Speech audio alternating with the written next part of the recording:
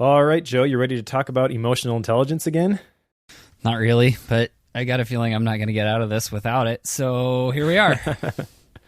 All right, so yeah, first follow-up item from last episode was the assessment that I had you take, which I gave you the long version. There is a shorter version also, but obviously with more questions that you ask, the more valid the results are. So before I psychoanalyze you, anything jump out to you from doing this?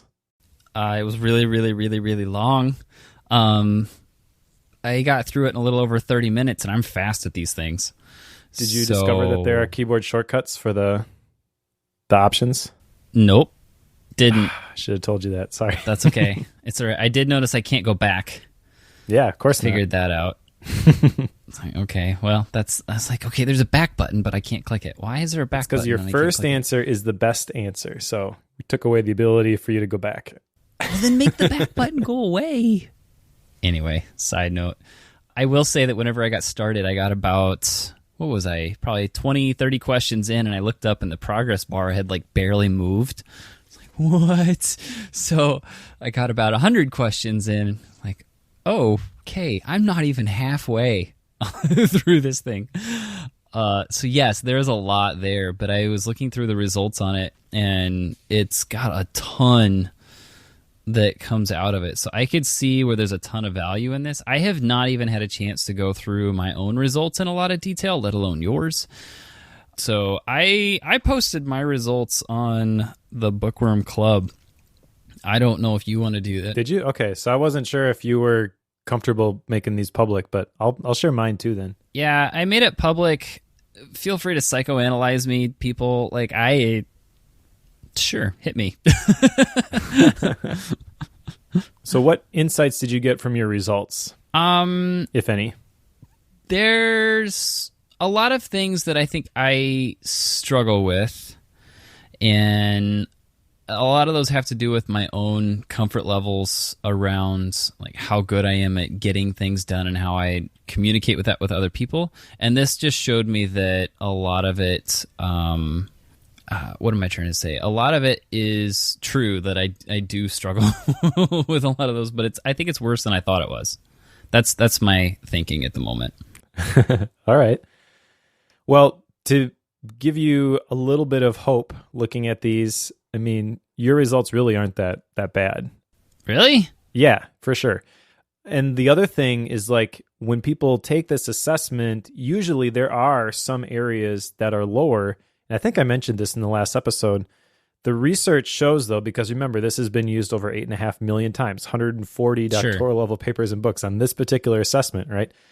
If you focus on one of these areas and then go through a curriculum designed to develop that skill, you will see improvement across all of the areas.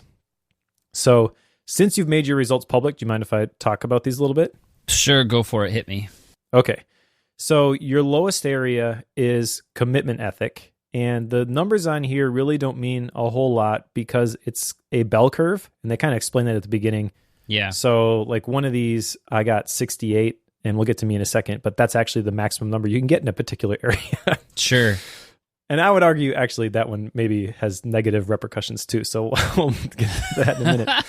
But okay. Your commitment ethic being, in the first range here, the develop range, basically that's the low end, and then there's a color to represent that. And so those bars are red. And then the strengthen range, that's kind of in the middle, and then the enhanced range, that's the high end. And then based on where you land in these different ranges, it gives you a little bit different interpretation of your score and kind of paints a picture of where you're at as you go through those results in the instrument itself. Now, when you print it off, obviously you just get the numbers, but right. It's designed to help you understand it even if you don't have a psychology degree. Sure. And kind of the reaction that I had the first time I went through it, and also a lot of people have when they go through it, is like, wow, I can't believe how crazy accurate this thing is. Really, it's not that difficult. There's not rocket science here. It's just you've answered these questions about yourself. You've defined yourself, and then so it's helping you interpret what you're really saying about yourself. And that's why I gave you the longer one, because the longer the assessment, the more valid the answers. The shorter one, I think, is only like 84 questions, but okay, that's where you get sometimes some false positives and stuff. So commitment ethic being on the low end, that really isn't a bad thing, because even though you've got a couple scales that are red, if you went through a curriculum in developing commitment ethic, if that was really something that you said, this is something I want to change, if you did that for a couple of months, you would probably see, if you took this again, that it had moved all of the needles in the direction that you wanted to go. Does that make sense? Yeah. No, it does make sense. And like some of this, like, for example, another one that's really low is stress management, which I've known for a long time. I'm terrible at that. But like some of this I know is changing right now because my work situation changed, and I'm making some massive edits to like how I'm running my web business on top of all this. So I know that some of this is in the works of being edited already. Exactly. That's the real key here, is it shows you where to make the edits. Now, you kind of intrinsically, I think, knew where you needed to make some edits. Yes. But not everybody has a podcast that they do with somebody, and they read a book every 2 weeks, and they talk about their accountability items and holding each other accountable to what they said they're going to do. If everybody did that, there'd be no need for an instrument like this, because you can't see your own blind spots, right? You need somebody else who's going to show you like, hey, you've really not been yourself lately. Everything okay? Yeah. Well, this kind of shows you maybe everything's not okay. In fact, one of the uses for this, if you scroll down to the bottom, there's kind of interpersonal aggression, interpersonal deference, and then personal change orientation. Okay, so aggression and deference, those are kind of inversely related, which you can see on yours. Like aggression is kind of right at the end of the middle or normal range, and really it's more towards the low end, okay? But deference is high, so you tend to defer, okay?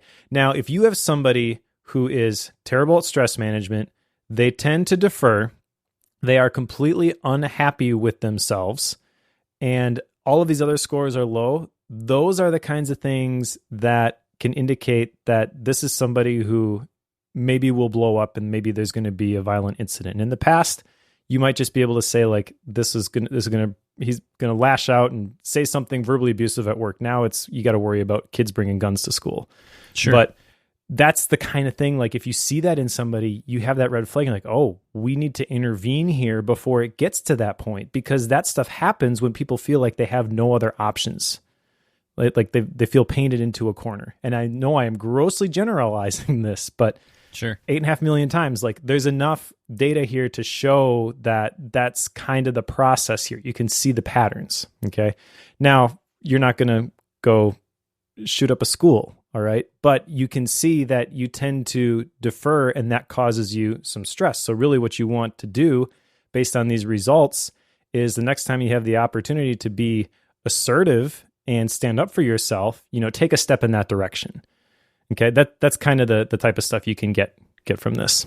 Yeah, which makes a lot of sense to me, because I feel like that's an area that I've become aware of more so in the last probably 6 months, but haven't really spent a lot of time focusing on building out that area. So this is putting terms and numbers to things I feel like I've intuitively noticed, but haven't been able to truly focus on doing anything about. Yeah, a couple other quick observations regarding yours. Your decision making is high. Your sales orientation and leadership is high. We added that term leadership because a lot of people were taking this and they view the term sales orientation. They're like, well, I don't want to be a salesperson. Right. Right. And you probably maybe even feel like you don't want to be a salesperson because you're introverted, not extroverted, right? Yeah, exactly. Yep. So, but if you are married, you have sold yourself at least once. That's what I always tell people. Yes, it's true. And if you have a job, you've sold yourself once. Yes, exactly. So sales is really not trying to get rid of used cars and take suckers for every buck that they have. It's being able to sell people on an idea, and leadership is being able to sell people on the idea that you can help them get where they want to go. So I like the fact that those are kind of combined now. Your empathy score being high does not surprise me at all. Your interpersonal awareness score being high does not surprise me at all. Interpersonal assertion, that could also kind of be lumped in with the ones on the bottom. That is on the low end as well. So again, that just kind of shows like what your natural tendency is to defer, and well, I'll figure out a way to make this work. But as you know, that's not super healthy. And, we don't need to get into details, but you've gone through some stuff, which I would argue also contributed to the low stress management, low physical wellness scores. So could it be that if you're able to nail that assertiveness versus aggression or deference, that fixes all of the quote unquote problems that you see here. That's the fascinating thing about this kind of stuff to me. And I also wondered how much like physical health played into some of this as well. For sure. Like there's the physical awareness piece, which is really low on this. Like it's down in the red as well, which in my mind makes perfect sense because right now is horrendous for health and wellness in the world of Joe. So it made perfect sense to me. Cool. Want to talk about my scores? I do, because now I'm curious. Now that I've got a little bit of background on this, now I'm pulling yours up because I want to see this. You're going to make this public too, right? Yep. Mine are a little bit weird because I'm further along, I guess, on my emotional intelligence journey because it started when I was born in my family. Yeah. But if you were to look at this maybe even 5 years ago, my results probably look a lot more similar to yours. So one thing that really was a struggle for me was my deference was really high. And on this score, you can see that it's actually pretty low. Aggression is also fairly low. Assertiveness is kind of right in the middle. So I've come a long way compared to, when I first took this in high school, in being able to be assertive and stand up for my rights, but not trample on the rights of others. The other thing that really isn't a surprise to people who follow me online probably is like the drive, strength, motivation being pretty high. I tend to sink my teeth into an idea and then just make sure I do whatever I need to make it happen. Commitment ethic is maxed out at 68. Yep. I would argue that one sometimes gets me into trouble because once I say yes to something, I can't let it go. I can't be the guy who just doesn't follow through on stuff. And that's to my detriment sometimes. Stress management is kind of in the middle. That's actually higher than I would have guessed. It's been a pretty stressful several months for me, but the fact that I am still here, I feel is kind of reflective of the fact that I have built in some systems and have some skills in that area where I'm able to mitigate some of that stuff. Maybe my wife, who hears me complain all the time, says otherwise. But yeah, I guess what I'm saying is like it doesn't matter really what you go through. If you have the skills to cope with that sort of stuff, you can get through almost anything. So I kind of feel like I've been through almost anything. And this score is kind of one of the things that's helped me get through that. Physical wellness also. This is in the high end or the enhanced range. And that was, again, based on some results that I saw here. I basically work out at least 6 times a week, going to the gym, now also cycling, so I don't mess up my knee when I run. But that has been a huge thing, and now it's gotten to the point where, like, if I don't get to the gym, it affects my mood. So sure, or I notice that it affects my mood, and I don't like it, so I make sure that I get there. Time management is also maxed out. I would argue that I probably still have some room to grow in that particular area. But this is strictly just managing your time. It's not saying no to the things that you shouldn't be doing or the intentionality, the effectiveness. I feel like that's kind of where I need to go to the next level with that sort of stuff. But yeah, that's basically me. Now, what you see for the real effective leaders, whether they are big teams, small teams, whatever, is that most of these scales tend to be in the enhanced range. So they have developed these skills to the point where they can basically fit whatever the situation demands. Okay, so that's why I brought up the point last time, like if you develop emotional intelligence, does that mean that you're not naturally an introvert or you have to become more extroverted? Because kind of like the personality stuff in terms of leadership and reaching your full potential, to a certain degree, it doesn't really matter. Sure. Your personality is your personality, but you got to learn to manage it effectively. And depending on the situation, there is going to be a right and wrong way to for that to play out. So yeah, emotional intelligence in a nutshell. Yeah, I'm looking at these numbers. The only thing that's like there's a lot of numbers here, and I remember the survey was giving me some explanations of where these numbers came from. I noticed like where it's maxed out, yours and mine match on everything except time management. Do those max numbers change depending on the person going through it? Let's see. So let's look at the raw scores. I'm 22 out of 24 on time management. You were 13 out of 24. So basically what that maxed out 70 is saying, remember this is a bell curve. So right. This is probably, time management specifically is probably shifted more towards the low end in terms of people generally sucking at this, which is why it looks like that bar is maximized. But I guess technically, 22 out of 24, that's not 100% in terms of my responses. Same thing with equipment ethic, that's 23 out of 24. But because of the bell curve, like it's close enough that it basically is, you're in the 100th percentile or whatever. Sure. All right, that makes sense. Well, I will say this was a fascinating process to go through. Definitely told me some things I was not not aware of, but also not oblivious to. So take that for what it's worth. Yes, there was a lot there. I was grateful for having gone through this. So thank you for sending this to me. I have no idea the value of what you sent me. So thanks. Well, I gave you, I think, the whole bundle. So if you wanted to go through and look at the curriculum associated with those areas, actually the assessment will automatically assign the lowest areas, and then you can go through the skill building. There's a post-assessment at the end, which kind of documents your growth. So sure, if you're curious, you can continue to work on it, but otherwise, you can be done too. All right. Well, thank you. Thank you. I'm looking at the rest of the follow-up. We got a few things to go through here. Quick note again on memberships. We are live right now, so premium members of the Bookworm Club, hi. Hello. We're talking to you right now. There is a chat that you can jump in if you are listening and you are have a point of clarification. Let us know. We'll be glad to try to answer those on the show. So let's see, what else do we have here? Oh, I added a calendar. Somebody mentioned putting a calendar on the Bookworm Club. We'll put a link to this in the show notes, but it's on club.bookworm.fm, and I still have to teach Mike how to put things on this calendar. But the thinking is that we'll try to post when we have a live show coming up, if Mike is up for it, posting when episodes will drop.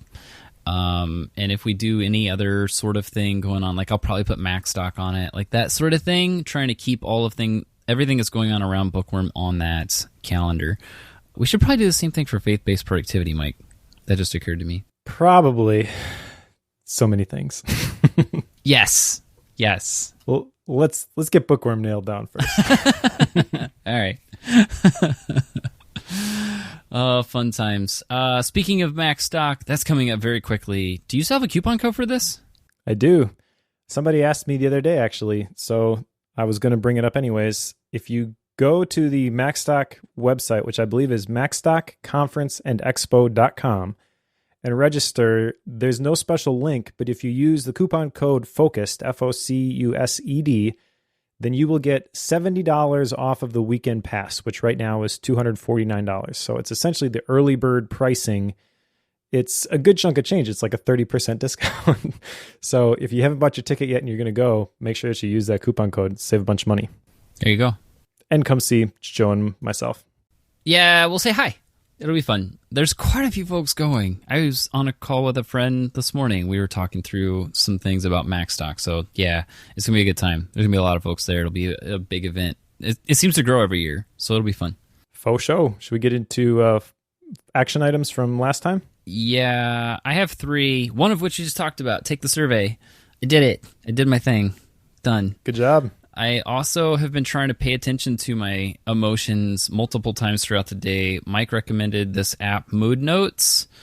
I have to say, that's been enlightening. I've been trying to check in with that 3 or 4 times a day and just note like what's going on, the feelings specifically I have at that time. I'm trying to use it as much as I can so that it has more data on me. That sometimes I like seeing the results from that sort of thing, and sometimes it terrifies me. This one's kind of in between. Sometimes I'm really excited to go look at those. Sometimes I really don't want to go look at it. Here we are. Yep. Mood Notes. I like it. It's a good one. I like that. It's not free. I don't know how much it was, but it's helpful. I'll say that. The last one I have here is building optimism into my thoughts. I have a habit of focusing on the negative things and being critical of both myself and others way more than I should. I'm trying to give that a 180 and reverse that. All right. I don't know how that's going. So you pulled a mic and picked a action item that is impossible to measure, you're saying. Yeah. I'm going to think this way. I dare you to measure that. Yeah. So here I am. We'll see. I'm continuing to work on that one. I still stink at it, but here we are. Like, it will be a thing for a while, I think. All right. You just had one.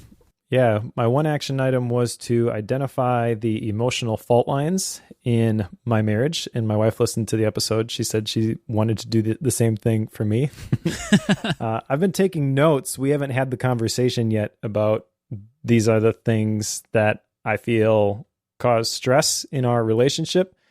But even without sitting down and comparing those notes, there have been a couple things that we have talked about because of this action item where something happens and I'm like, okay, so this is what I'm thinking when this happens, and this is really stressful. And she's like, oh, didn't know you were thinking that way. So I'll figure out a different way to do that. Sure. A lot of it has to do with us trying to get 5 kids out the door in 2 places in a timely manner. Wait, that's hard? I didn't know that. Well, it's hard, but we make it harder than it needs to be sometimes. So we're kind of in the maybe identification or phase of that, where it's like we recognize that when we wait until the last minute and then, okay, everybody get in the car, like that just creates that creates a baseline of stress. And that's usually when there are issues. Somebody hits somebody and somebody's bawling in the car, as we're pulling out the driveway. Like, sure, we can do a better job setting the tone and being calm and in control and moving people in the direction that we need to go. Like, if we just don't be so frantic on our end, it has an amazing exponential effect throughout 5 separate kids. Yes. In terms of the whole, sounds stupid to use the word culture in a car ride, but that's kind of what it is. Like, I don't know, you can feel the stress. You can cut the tension with a knife, when we don't do it right.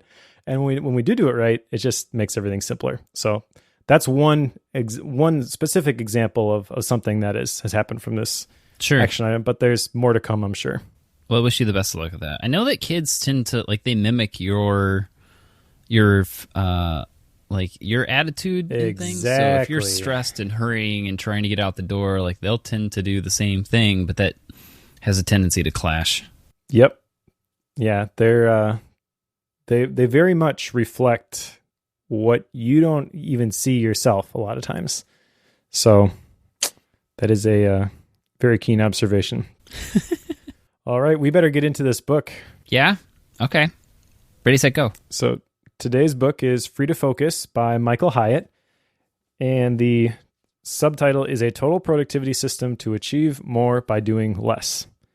So that kind of sets the tone for a systems book, which I mentioned I'm not a huge fan of, but I like this book more than I thought I would. So want to just jump right into it? I read this in 2 days. Did you? Wow. So you couldn't put it down. I couldn't put it down, and I attribute that to Michael Hyatt being phenomenal at writing, because he's really good at writing. I'll give him that for sure. He is really good at writing. What's interesting, though, is I had the same reaction. I'm like, I just want to keep reading this. But also, if you look at my MindNode file, I don't have a single quote captured, which I think that's like the first time ever that's happened. So he's a great writer. I feel like, there's a lot of emphasis in the productivity. Like when you write online, there's even like apps that try to get you to write at a 5th grade level or something, so it's easier to read. I feel like Michael Hyatt did such a good job with that nothing was really memorable for me from like some specific phrase that he used. Yeah. which I thought was interesting. I mean, it doesn't detract from the message of the book at all, I don't think, but I was kind of surprised by that.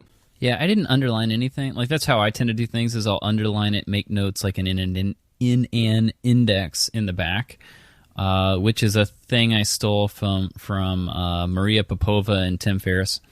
And I'm sure a lot of people, it's a pretty common thing anymore. But I normally do that. I have none on this.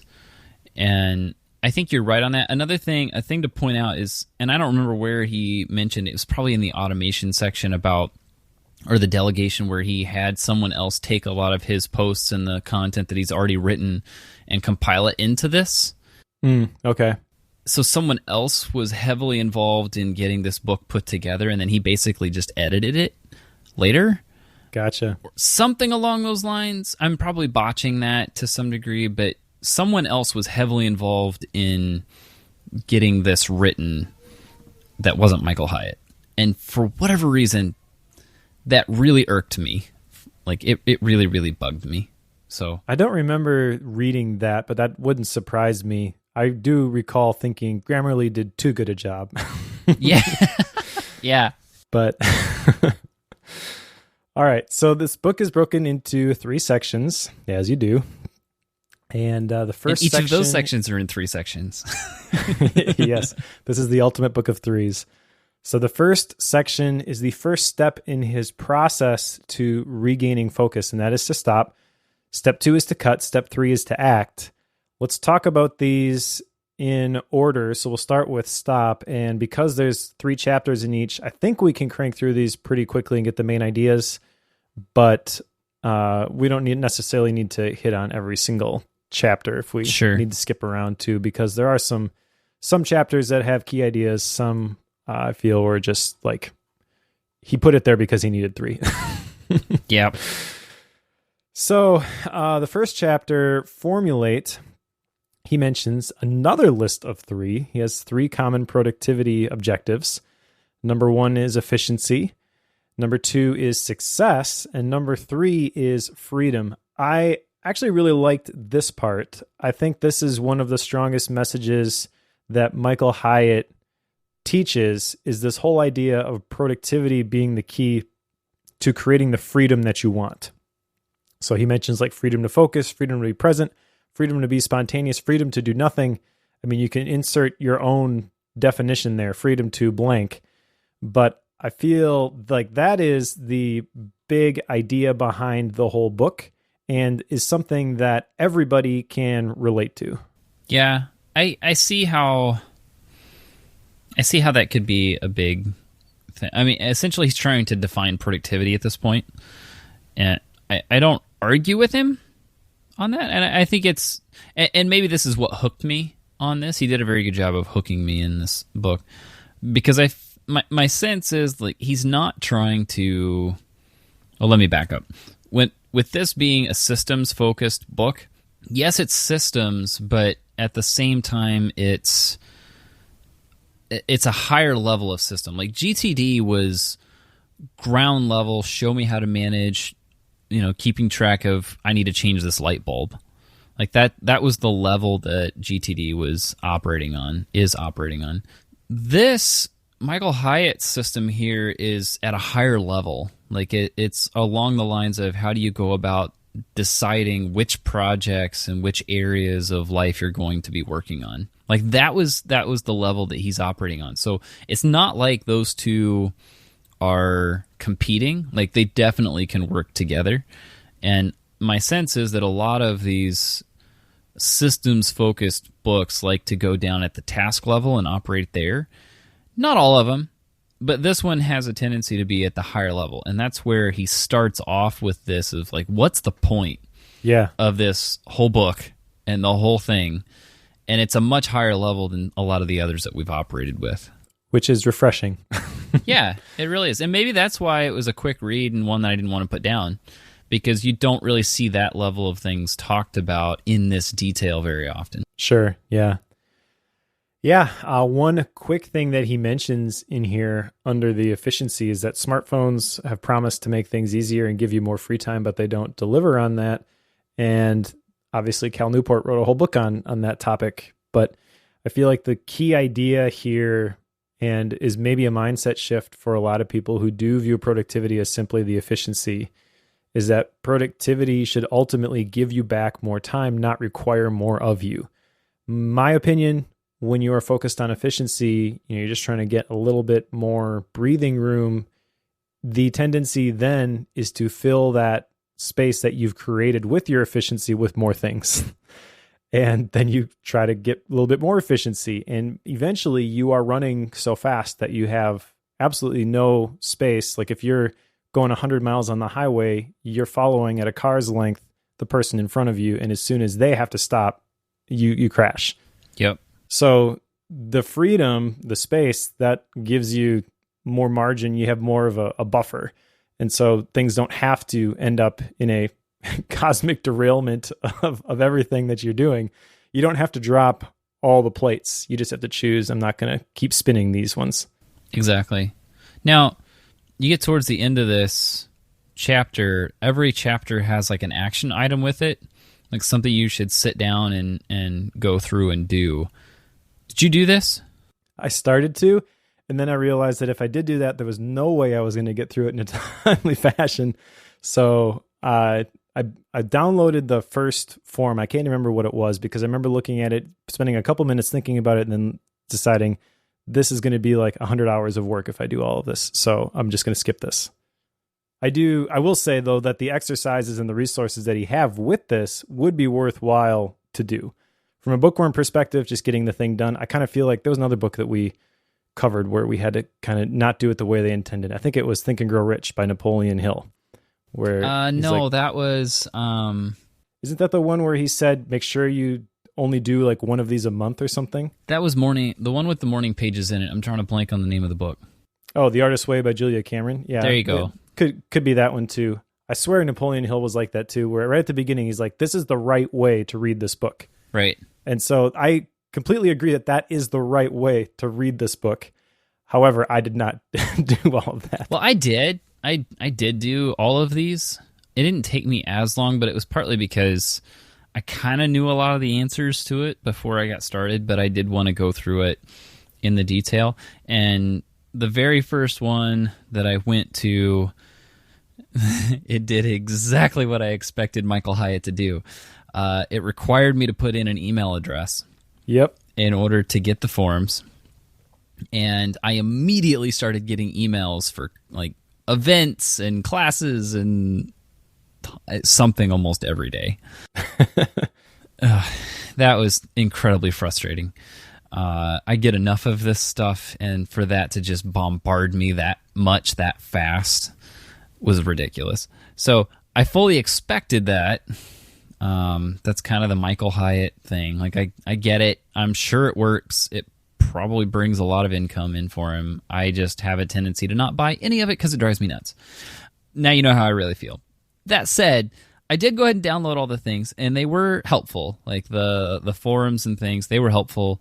I wouldn't say that they were, I don't want to say groundbreaking it. Like, it's exactly what you expect. He could have said, like, he could have given you a couple questions and put them in the book, and you could have gone and grabbed just a blank piece of paper and answered those questions, and it would have been perfectly fine. Sure. But he did this whole heavily produced and formatted and designed forms to get where he wanted to go. I get it. I mean, if you want an email address, it's a great way to do it.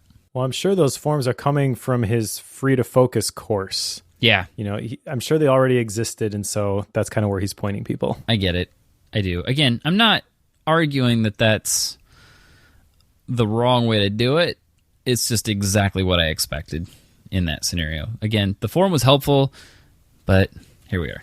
And it's worthwhile to know that that is the approach that he had when he wrote this. This is not something that, like, I've got to get this message out there. The message already exists in the form of a digital course, and the book was created in order to sell more courses. Yeah.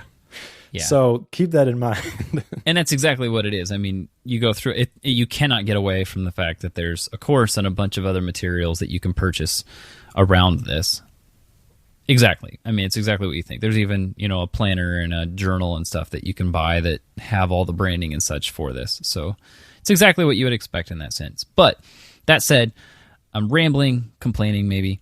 At the end of each chapter, there are these action items to go through. I did do all of these because I wanted to, give it the good, a full run. And the first, I think, probably the first 5 or 6, I did 100% exactly the way he was expecting. And then they started to get a little light on impact, and I kind of let them drop off towards that point. I still did them, but didn't do them as thoroughly as I think he wanted me to. Yeah, well, I did them not at all. So, all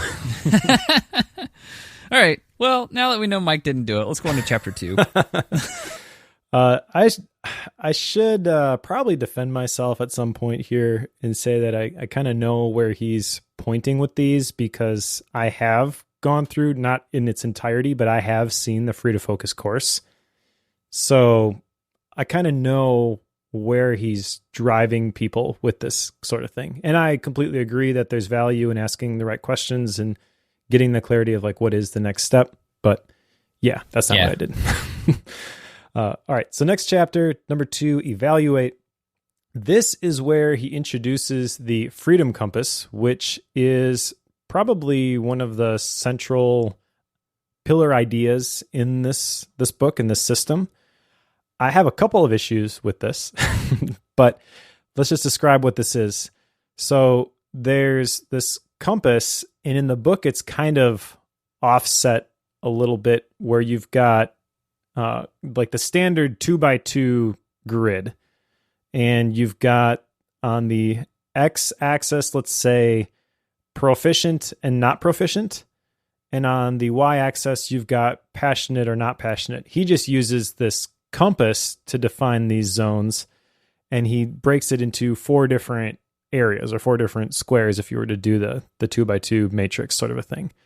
You've got the desire zone, which is where you are both passionate and proficient. You've got the zone 2 is the distraction zone, where you have passion but no proficiency. The third zone is the disinterest zone, where you have no passion but you do have proficiency, and the drudgery zone is where you have neither passion nor proficiency. Now, my issue with this is in the use of the word passion.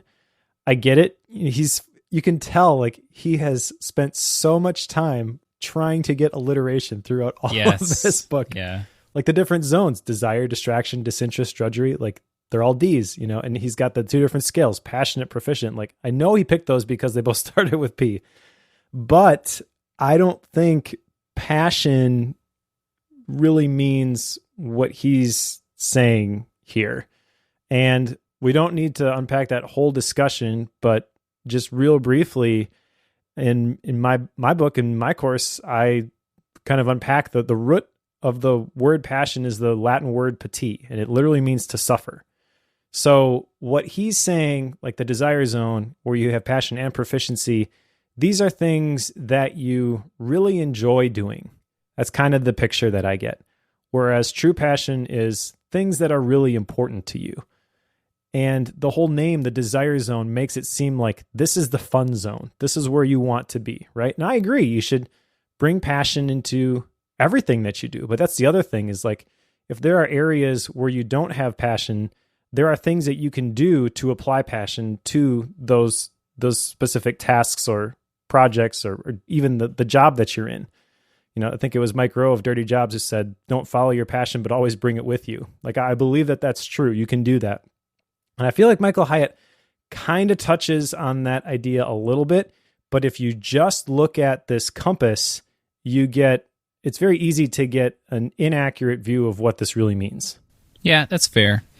I went through this, and like one of the action items he has from the first is to write down some of the tasks that you would normally do in a week.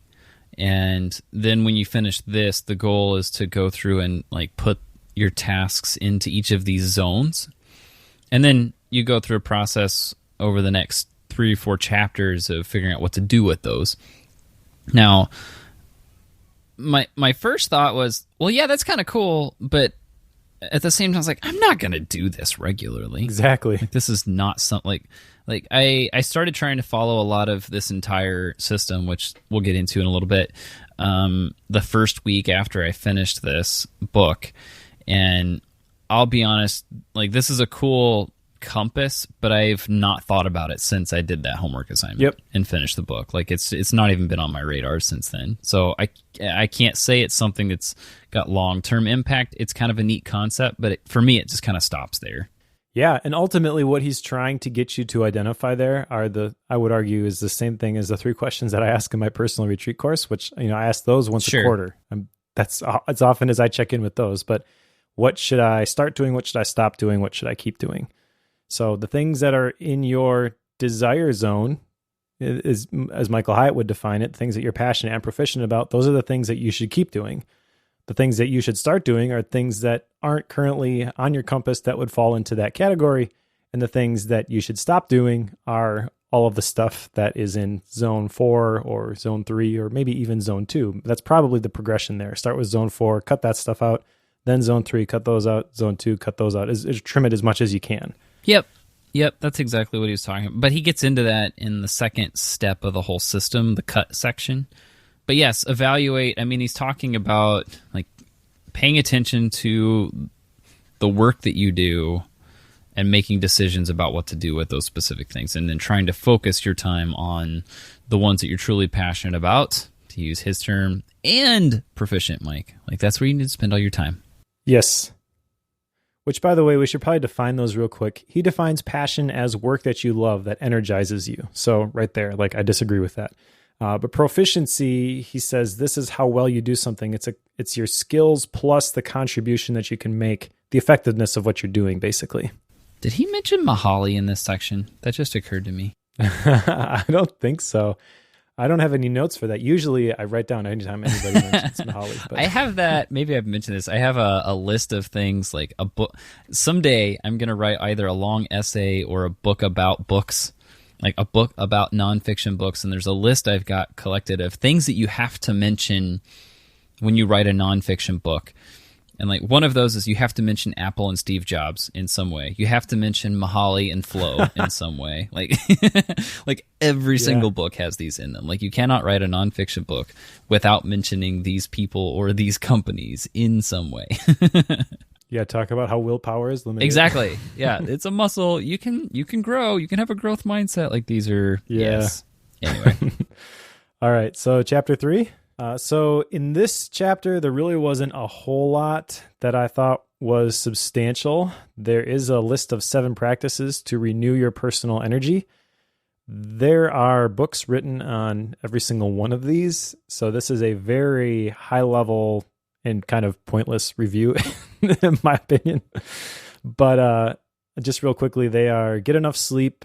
Number 2, make sure that you eat the right things. Number 3, move. Number 4, connect. Number 5, play. Number 6, reflect.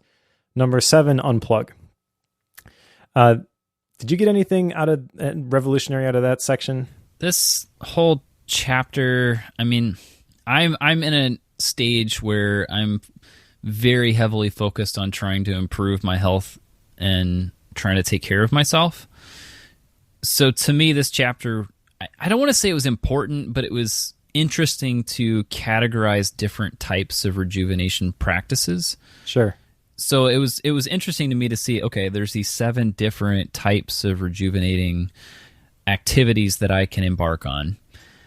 I hadn't really thought about it in breaking down things in this way. Something I thought about, and he kind of alludes to this, of trying to make sure that you're building these things into every week. Some of them are habits, like sleeping well, that needs to be a good habit. Eating well, it's a good habit. Move and exercise, those are habits that are routine-based. Things like connecting with other people, giving yourself space to play, and taking the time to reflect, like that's probably an area that I could improve on, but I hadn't really thought about scheduling time with myself each week for those. Sure. Okay. Like I hadn't gotten to that point, so like that part was of interest. But again, I also haven't really thought about this much since I finished reading the book, so I can't say it has a long-term impact again. Sure. I feel like these 7 things is regurgitating a lot of the stuff that I've studied in the productivity space the last several years. And if you've never heard this stuff before, I could see it being impactful. But just describing each one of them very quickly like he did, I don't think there was a whole lot there. I did think that his section on the rule of 50, which is basically the more hours you work past 50, the less productive you are in a given week, that was kind of interesting because he clearly articulates the old way versus the new way of time management, I guess, or just how you quantify your productivity. He says that the old way, your energy is fixed, but time can flex. And the new way, time is fixed, but energy can flex. And I think that's a really powerful idea. And I've definitely seen that myself, where you have the time to do something, but if you are just completely drained, you are not going to sit down and create those screencasts for the course that you need to deliver by Friday. Right.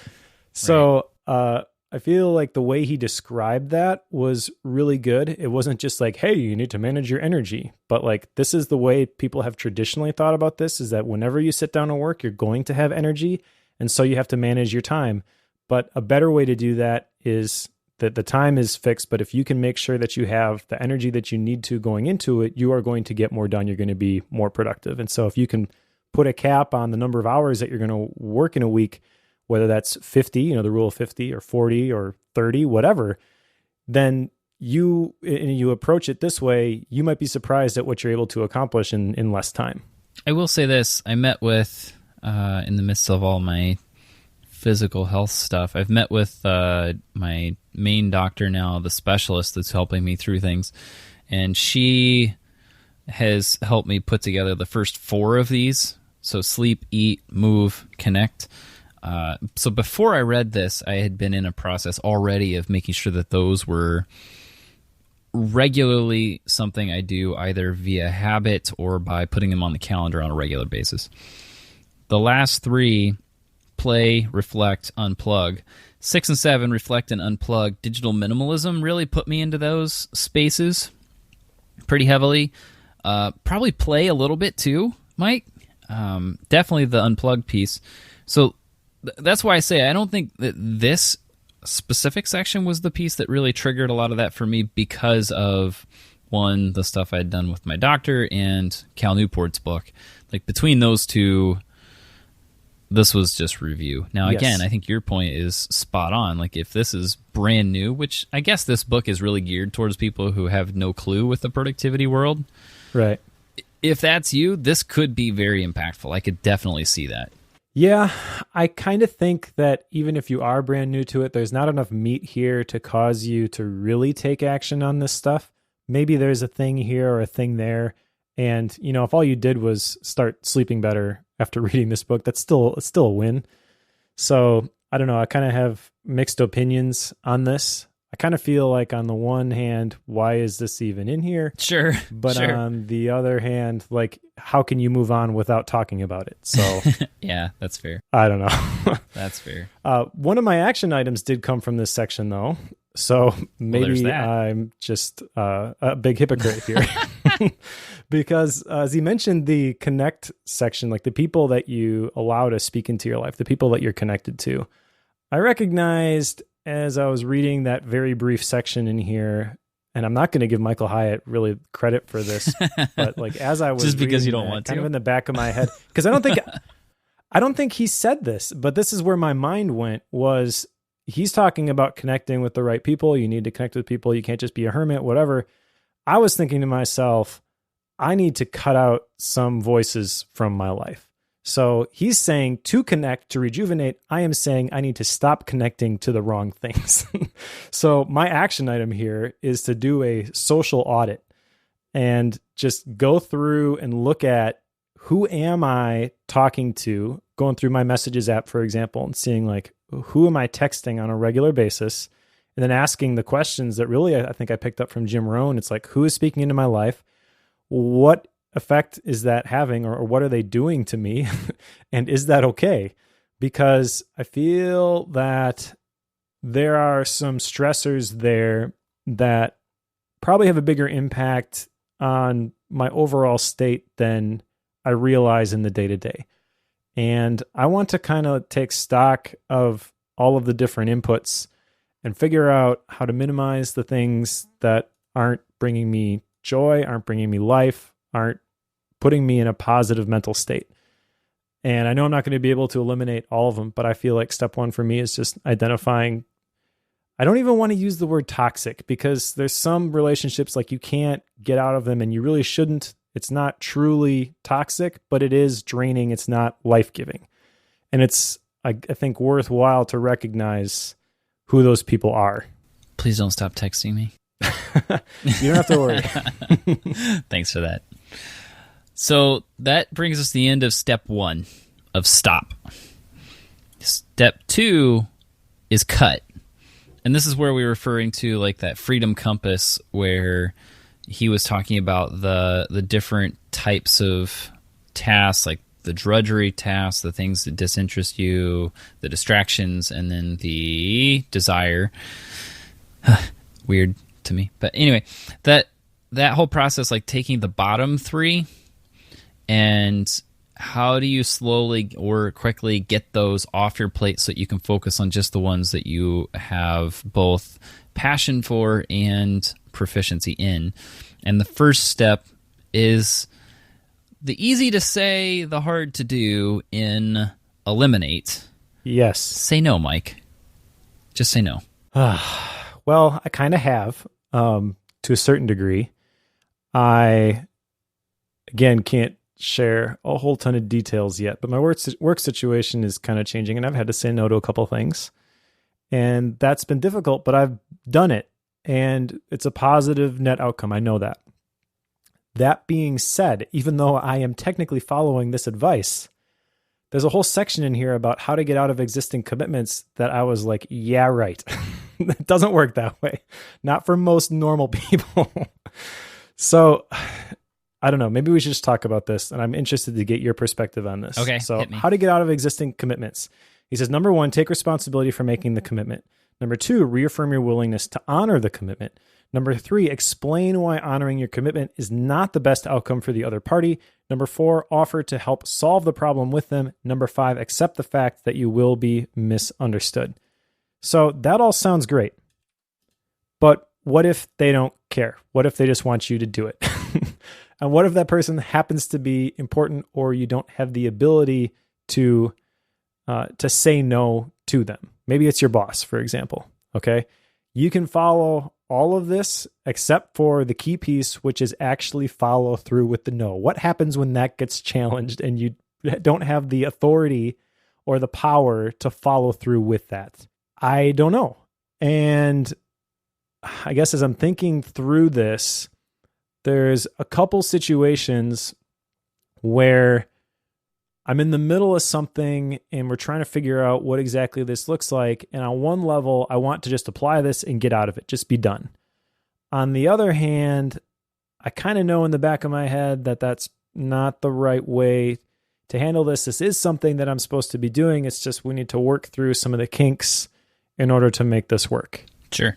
Okay, so on the surface, according to the system, I have these things which are not in my desire zone.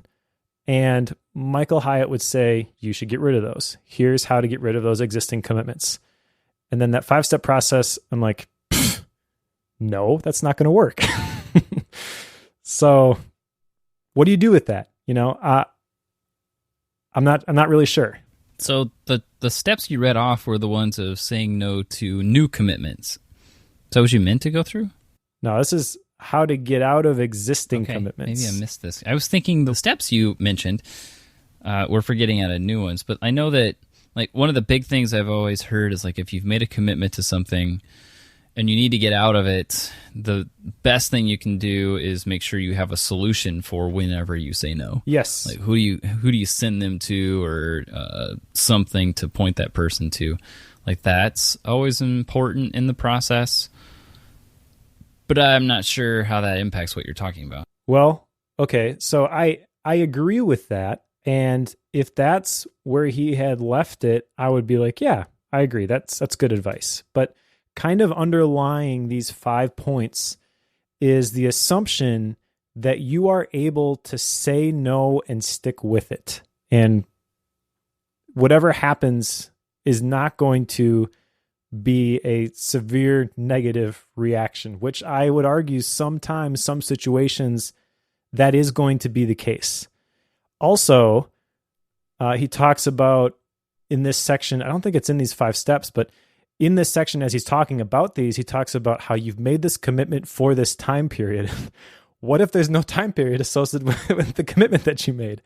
I mean, this is talking about you made a mistake previously and you're trying to get out of it, right? So he assumes that there's these parameters regarding or around your situation that I don't think are true of every situation. So I feel like this advice is kind of limited in its effectiveness. Is this just occurred to me, going back to the very beginning here, to the emotional quiz, and you're like maxed out on commitment ethic? That could definitely be a piece because of this. I don't deal with what you're talking about here. Like, for example, if I make a commitment and then I need to get out of it, like, I don't feel like I'm going to struggle with that. Like, I won't want to do it, but I'll do it. I'll go through the process like, okay, here's who you need to talk to. This is the thing that needs to change. Here's how you can move forward. I need to step away and explain that and explain the scenario. I don't really have an issue doing that, and I don't really see how that would be harmful. If anything, it would be helpful for that person to know that I'm committed enough, but I can't commit to that, and I thought I could. Like, to me, I see that, but I have a feeling that in this case, this is just pure speculation, Mike. Do you want to lay down for this?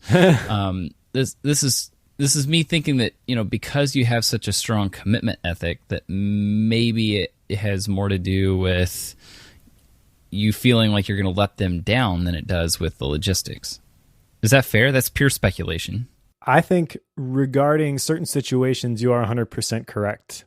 But I also think that unless you have CEO privilege, there's a work context here, which is completely missing.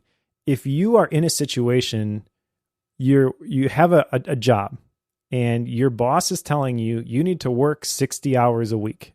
But Michael Hyatt says I can't work more than 50, otherwise I'll be less productive. Okay, so what do you do with that? If you can't say no, because otherwise you're going to lose your job, you know, there are other places that this plays out. But I think you're right. So thank you for the insight.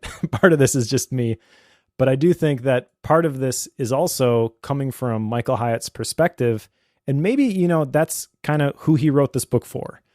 And the people who are working in 9 to 5, they aren't his target audience. I don't know that, but that's where my mind went as I read this, is like, well, that'd be great if you could do that all the time, but I can see a bunch of situations where you don't have the ability to do that all the time. Sure. Yeah.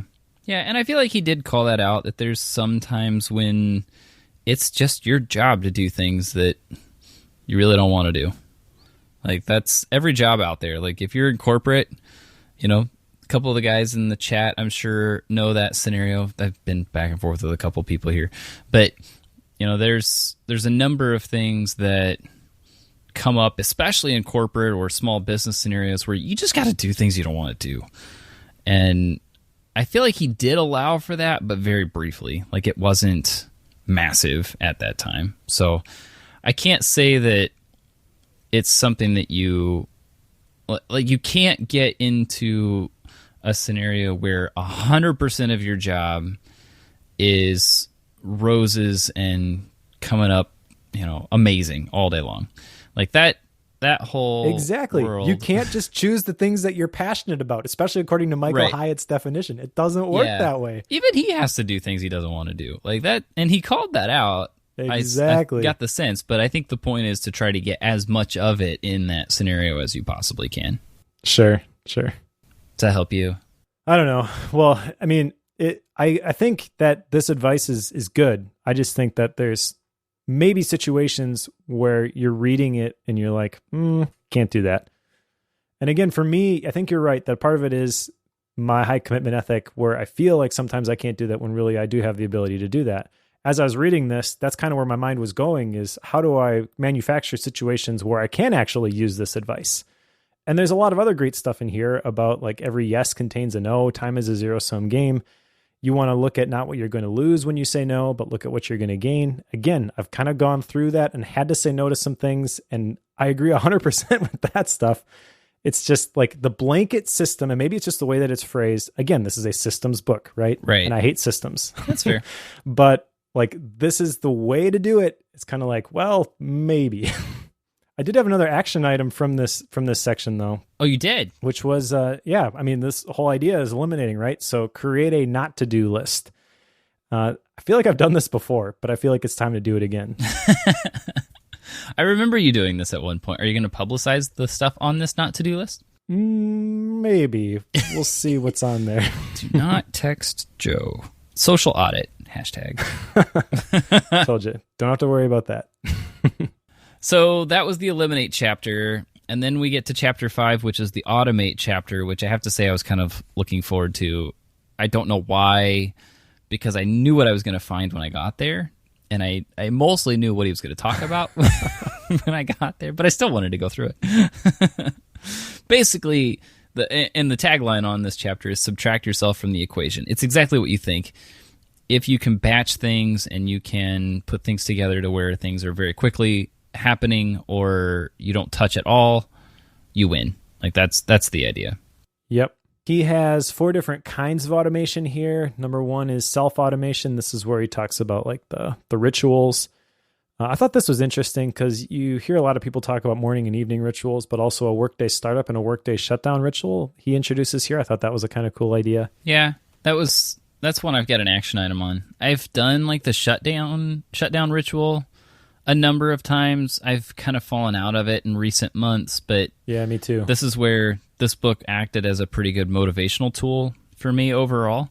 I've not really done the startup routine before, but I've been trying it over the last week or so. I seem to really like it. It seems to work pretty well. So I've been implementing that. Cool. Maybe I'll have to look at that too then. I don't know. I feel like this really just comes down to habits and identifying the places that you want to apply them. I feel like that's, again, a very valuable idea that is glossed over very quickly. And under self-automation, I guess it makes sense there, but I don't know. The other ones here were really the ones that I was kind of interested in. I was kind of wanted to see how he was going to frame these.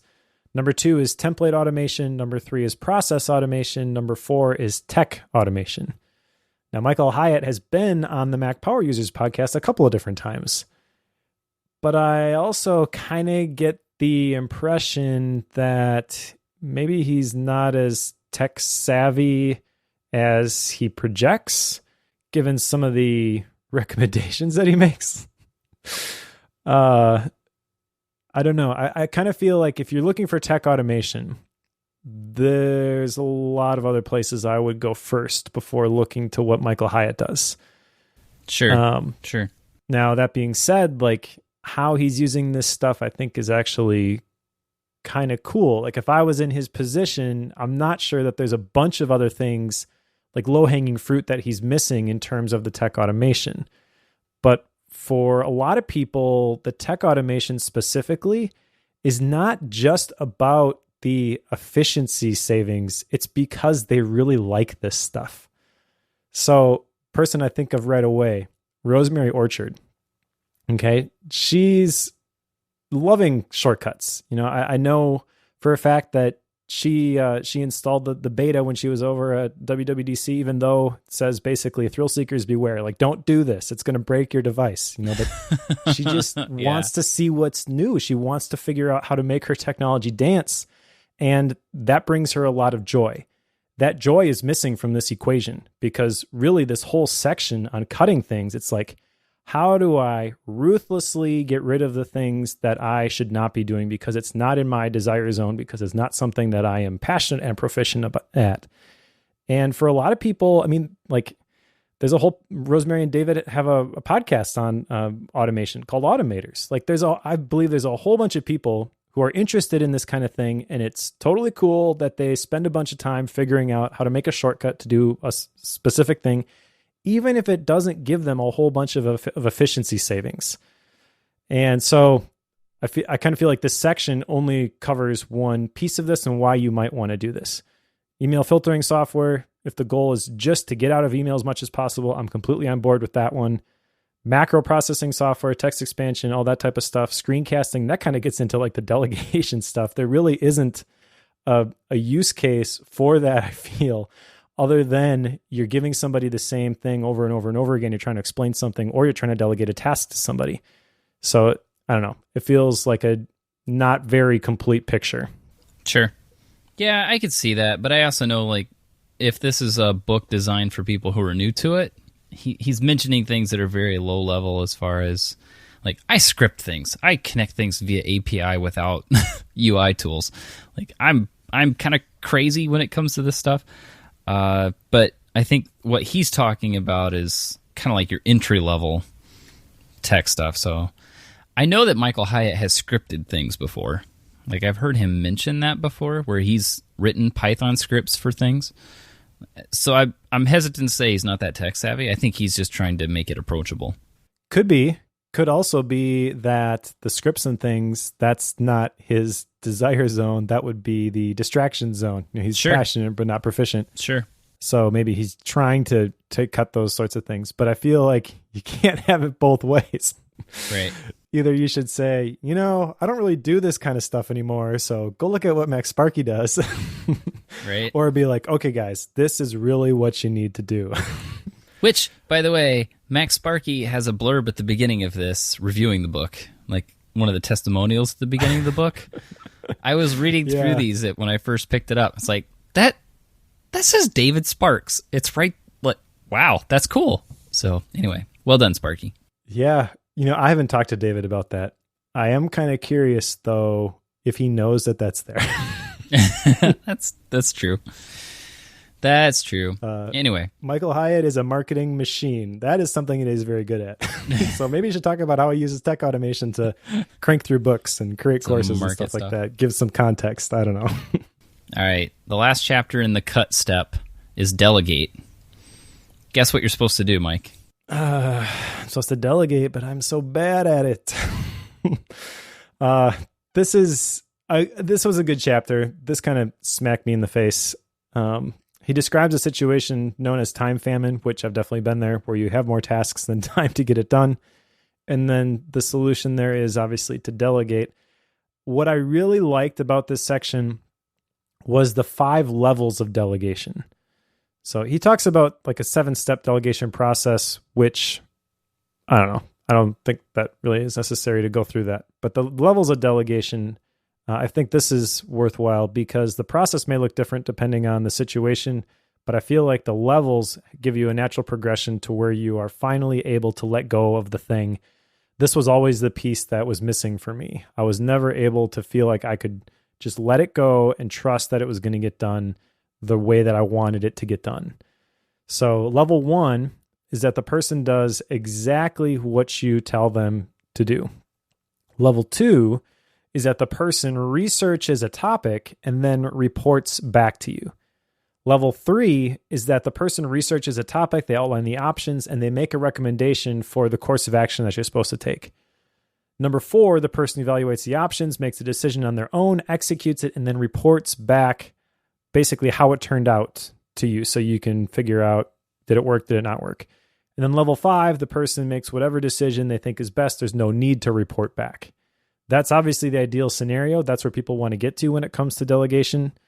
But I feel like this framework follows a very clear progression of how you get there. And again, I have not been great at delegating, so I really have no experience with this, but it makes a lot of sense to me. No, I think I like this section. I can't say I have a whole lot to say about it. I mean, I pay people that I delegate things to with my web business, so I don't know how good at it I am, but I know that people don't have to ask me a lot of questions when I hand things over to them, at least in that space. So delegate things. It means you don't have to do them, and you can get bigger. Go, go, go. That's about all I got for that one. All right. Step 3, act. The first chapter in this section, chapter 7, is consolidate. And this is, I don't know how I feel about this one. There's this idea of mega batching that he introduces where you lump similar tasks together. And he takes this to the extreme by putting like all of one activity in a specific day. Like he'll batch record a ton of podcast episodes. He'll put all of his meetings on a single day. And I get that on one level when I was at Asian Efficiency, we used to have meeting day, except what happened was that meetings crept to other days. So that's kind of the back of my head is like, well, this sounds great, but can you really 100% pull this off? I'm not sure.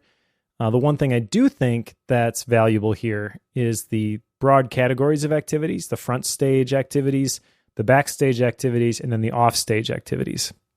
So front stage and backstage, those are basically the things that are related to working, and then you make sure that you have enough offstage time so that you can rest and recuperate, come back and give your best effort to building your thing when you come back. I am kind of curious, have you thought about this backstage, front stage idea? And if so, what do you consider like backstage versus front stage tasks?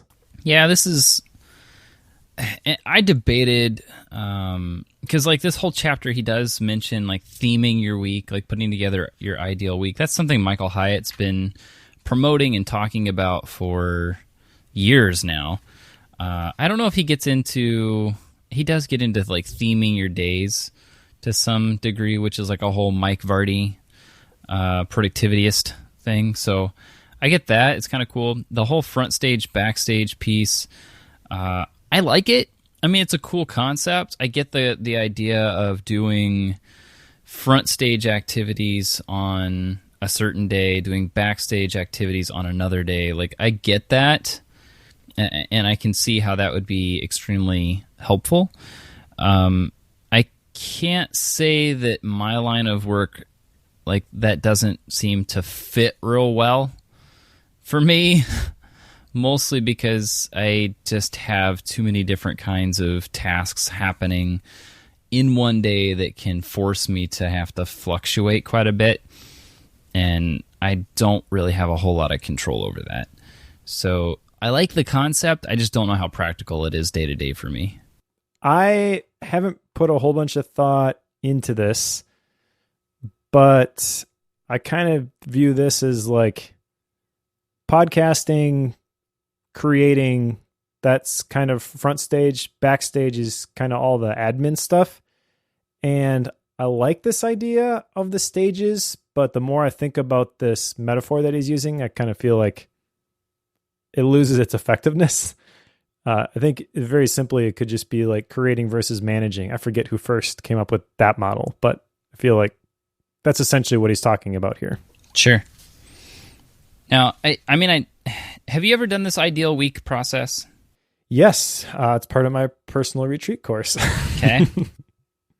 So I do it once a quarter, basically, where I plan out my ideal week. Sure. I don't break down the stages, themes, and activities like he does, but I do put the big rocks in first, and I make sure that Friday mornings, for example, I'm going to do my one-on-ones. Yep. And then work fills in around that. Church is on there, like all the stuff that I know I need to do. That's the things that go in there first, and then the work stuff kind of fills in the cracks, which is not typically the way that a lot of people do it. I think if you've never done it before, that's the big takeaway you'll have is like, well, if I don't give work first priority, and again, that's kind of a privileged situation for you to be able to do that. But if you're able to do that, like, you'll be amazed at how everything just seems to work when you don't make work the priority. Right. I don't know. I've done this whole ideal week thing before. Actually, I remember, I don't know if it was the first time Michael Hyatt mentioned it. I used to follow everything he did. And I know that at one point he had mentioned doing an ideal week, and I went through the process of building out my own. But I quickly learned that my personal struggle is to follow said plan. Yeah.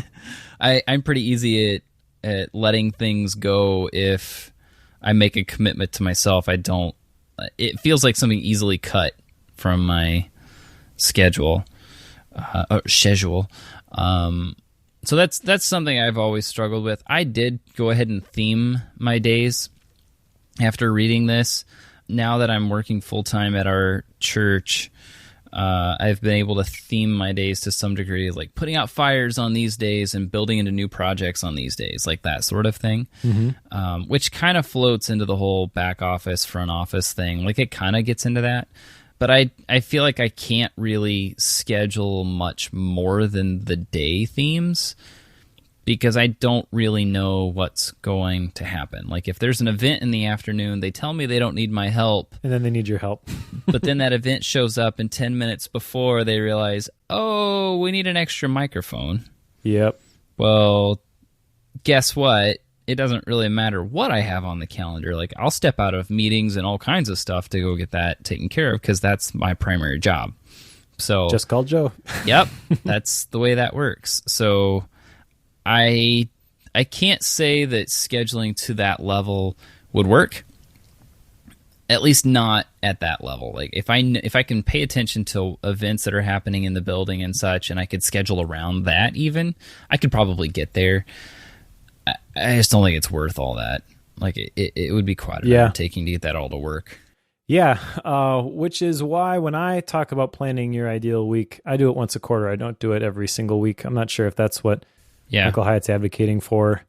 But recently I did kind of have a revelation that maybe I should be doing that every week. Not to the same level, but just like I very quickly time block for my days at the beginning of the week, take some time and do the same sort of process, just a couple of minutes. And then again, like it doesn't have to be, this is the gold standard. I have to make sure that I hit this, but just a little bit of intentionality and something I can reference when I look at, today is Tuesday, for example, and my theme for this day is X, and I'm going to try to stick to what I originally said I was going to try to do on that Tuesday. But again, it changes so much. Plans are worthless. Planning is everything. One of my favorite quotes. I really don't know yet how effective that is going to be, but I did commit to trying that recently. So sure. I don't know. I'll on that topic, though, a very important thing worth calling out here is that I'm not doing it the way Michael Hyatt said to do it. And you could look at it then as like, am I following his advice or am I not following his advice? I don't really know. You could make an argument for each. But I feel like that's the value for a lot of this stuff for a lot of people is you hear people talk about this thing and then maybe the way they're implementing it isn't exactly the same way that you would implement it, and be okay with trying something different, which really is at the heart of why I despise all of these systems books, because you look at it at surface level and it's like, just do X, Y, Z and you'll get 1, 2, 3 and save X number of hours per week. It's never that simple. There's going to be certain pieces of the advice that's there that's going to provide a significant amount of value, but there's going to be other stuff that you're going to try it and it's going to be like, well, this did nothing. And so I kind of feel like having a very top level view of what this week entails, there is some value in that. I'm not going to the point where I'm identifying stages, themes, and activities, though. Sure. Chapter 8, designate. I just wanted to say it like that. I've been thinking about this for a little bit. There are two things I feel that you can sum up this entire chapter with. Okay. 1, do a weekly review and pick 3 things to get done this week. 2, do a daily review and pick 3 things to do today. I feel like that's the entire chapter. Am I right? Wrong? Sounds good to me. No, Okay. I think you're right. Well, just to clarify a little bit, in this section, there's really two different pieces here where he talks about the weekly preview, and I feel like we kind of just talked about that. And then there's the design your day. And I am doing both of those things with templates that I created for my faith-based productivity course. So not a whole lot new here for me, but if you have not heard those ideas before, again, this potentially could be revolutionary, although he skips over it so quickly that it's such a surface level approach to this type of stuff that I'm not sure how much value is here.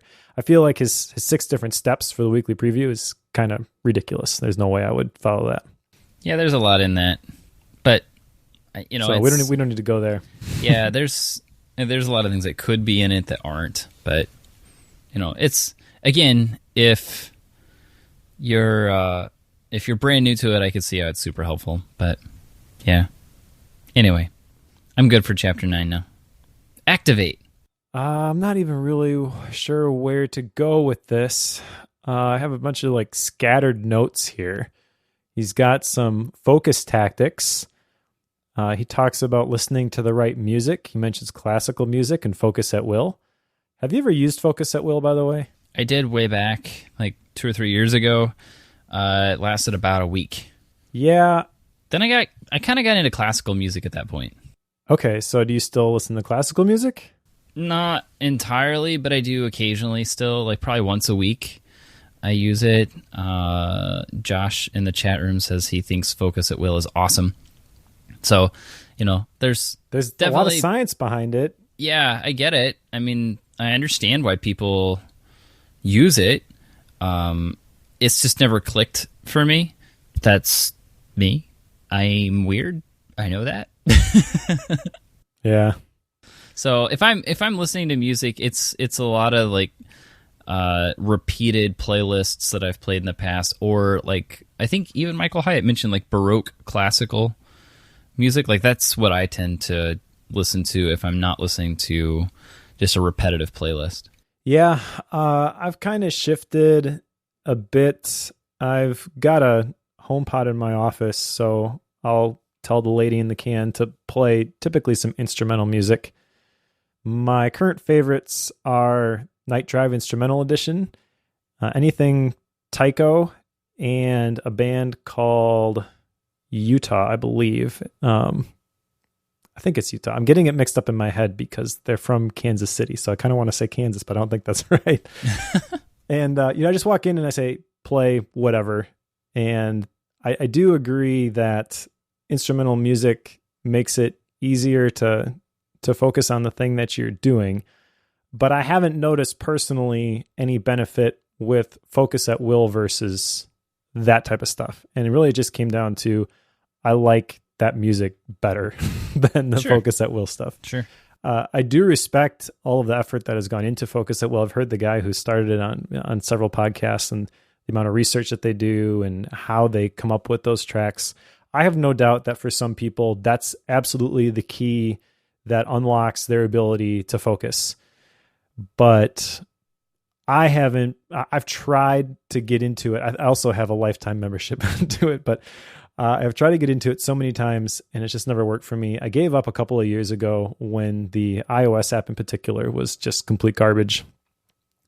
And I don't know. I do think that the music that you listen to is important and you want something that's not going to have words. So don't listen to Bookworm as a podcast if you're trying to focus on something. You should definitely listen to Bookworm all day, every day.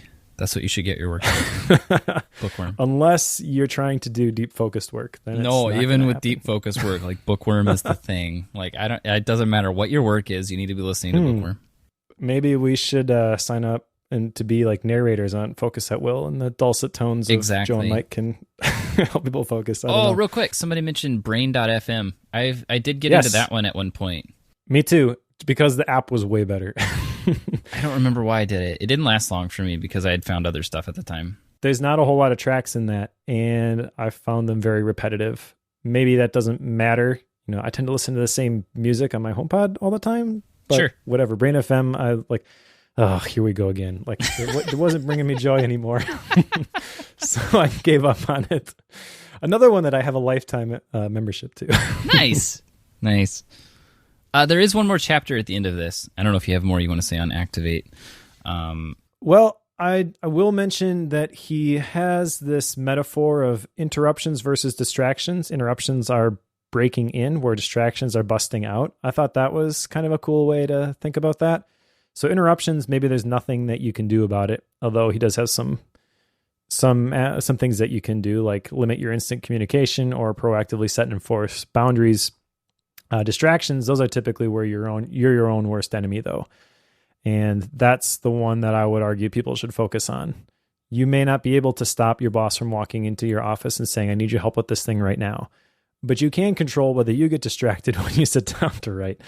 And for a lot of people, if that's all if that was the only place you're able to make any sort of gain, that would be a huge win. Sure. I did have another action item from this section, which was to stop being other people's problem solver. This is hard for me, but I feel like I've made a lot of a lot of progress in this area lately, since I read this even, where when someone says, hey, I need your help with this, doesn't necessarily mean that I have to agree to take on the project or the task. I can if I want to, but I shouldn't feel compelled to. Like one example, I did this website a couple of years ago for this guy, and I did it for free. And he contacts me out of the blue. It's like, I need your help with this right away. And I ignored the text message. And then he calls, and I ignored the phone call because I don't want to set that expectation that I did this project for you for free. You're not going to pay me for the time that I'm going to spend on this thing.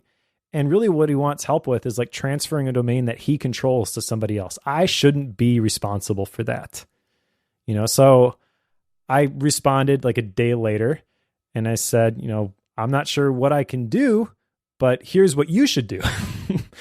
And I feel like that was totally appropriate. I feel like the relationship is totally fine, that it did not hinder it or hurt it in any way. But in the past, there was definitely a clear path to Mike being completely frazzled for about 4 hours on a Wednesday night. Sure. That I was able to avoid. And so I'm sure that there's lots of other situations like that. And I just want to not sign for those packages if I can help it. That's fair. There's one more chapter when he just summarizes the whole book. That's pretty much it. I really have nothing to say about that one. Yeah, I don't either, because there's not really anything new in that one. It's kind of nice that he wraps it all in a neat little bow and ties it up and hands it over. I like that. Go by, free to focus. Yeah, I mean, kind of. But it is kind of nice to see the summary. Basically, it's the blog post that was expanded into the book. So if you want the full summary, read the last chapter. That's the easy way to do it. We don't have time, or I would read it to you right now. You could listen to me reading the last chapter of Michael Hyatt's Free to Focus book. Let's not do that. If you want that sort of thing for the premium members, go ahead and recommend it. I hadn't thought of that. Very fair. That said, you ready for action items? You have 3. I have 2. Ready, set, go. I do. All right. So I mentioned all of these already. We can do this quick. I want to create a not to do list, things that I just either don't want to do or shouldn't be doing anymore. I want to do a social audit and figure out which are the people that I talk to that give me energy and which are the people that take energy. And then I want to stop being other people's problem solvers. That's the big, vague, general one that you're not going to be able to hold me accountable to. Yeah. But like I said, I've already had a win with that. So that action item is already worth it. Sure. My 2, you can definitely keep me accountable on these. There's 2 of them. They follow the same pattern. Schedule and follow a startup routine for the mornings and a communication routine 3 times daily. So startup routine, pretty simple. A list of things I run through whenever I first get to the office. And then a communication routine, which in the morning follows that startup routine. And then midday and end of the day. So the goal is to give me points when I'm cranking through email and such, where I can get caught up on that without having it open all day long, because we all know email open all day long is how you get lots done. False. So, right. Scheduling it is the way to go. I was looking at my timing data the other day, because I always have thought, like, I don't spend a whole lot of time in email, but I wonder how much time I do spend in email. Oh, sure. Last week, I spent 27 minutes in email. 27 minutes? I spend that in like one sitting. Yeah. That's nuts, dude. I'm also a little bit behind, but I feel kind of vindicated by those statistics. It's like, yeah, it is possible. I should be spending a little bit more time. There are definitely some people I need to respond to, but I've also feel like I've kind of set the expectations regarding email. So I don't know. Maybe I'm wrong. Maybe people are furious waiting for me to get back to them. But I easily spend an hour to an hour and a half every day. Easily. Go email. Nah. All right. How are you going to rate this? Style and rating. You want me to go first, eh? I do. It's your book. Go. I am very conflicted about this book. You read it fast. I did read it fast. It was an entertaining read. Actually, another reason why this was such a fast book is because like every 5 pages, he has a full page graphic with like one sentence on it. Yes. Yes. So even though the book is, let's see, 220 some pages, it's probably like 160 pages of actual text. Yeah. I also skipped the action items. So that's fair. I don't know. I mentioned at the beginning that I enjoyed this book a lot more than I thought I would. I was ready to just completely rail on this thing, but I feel like there's a lot of good stuff here. I'm trying to disconnect my perspective with what I feel is a very shallow overview of a lot of very important topics. Not able to do that completely effectively.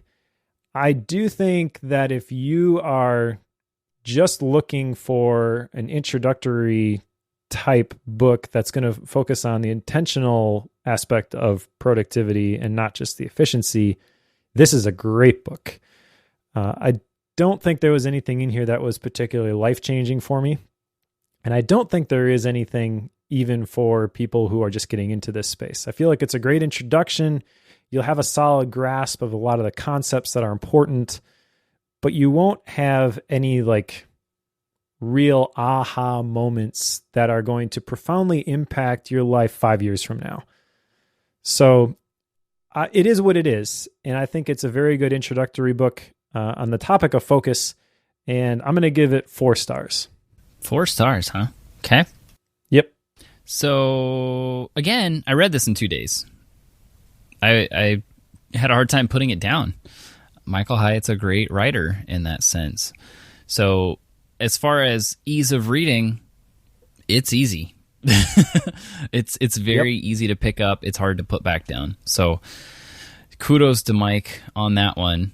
You know, part of that is because I really, really liked this as basically a motivational book. Like it's pitched as a productivity system and a productivity book, but I really liked it as a motivational book instead. But that's partly because like he didn't teach me any tactics here I didn't already know.